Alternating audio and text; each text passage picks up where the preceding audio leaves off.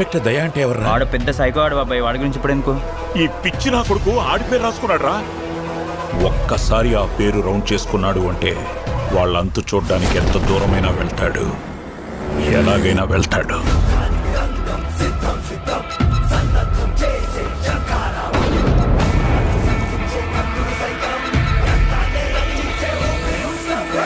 వాడెవడో శనివారమే కొడుతున్నాడు అంటే వాడు ఆదివారం కొట్టడా? నాకు వాడు కావాలి. ఎవడ్రా సూర్య?